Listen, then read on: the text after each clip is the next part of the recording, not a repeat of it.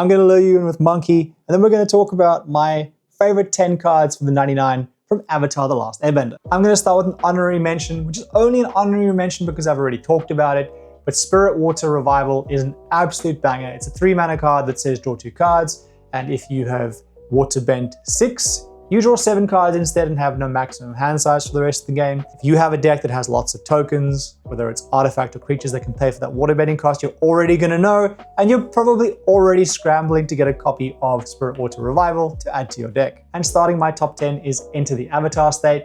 It is a 1-mana white protection spell, and it gives hexproof, which I think is the most important protection keywords on a cheap spell. It also, however, gives flying, first strike, and lifelink.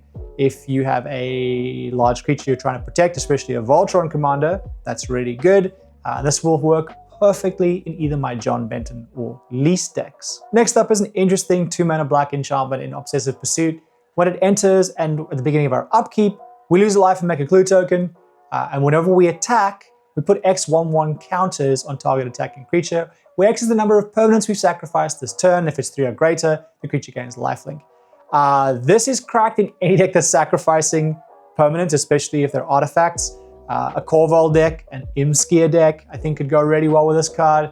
I think it's a super interesting card. Next, there's a card that I had to pull out of one of my decks because it already found a home, and it's probably the best card for the 99 from the set, which is One Shitong Librarian.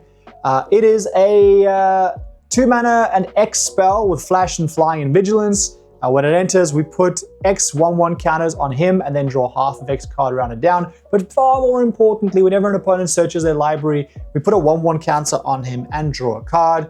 This has a home in any deck, especially in higher power, where people are drawing lots of cards.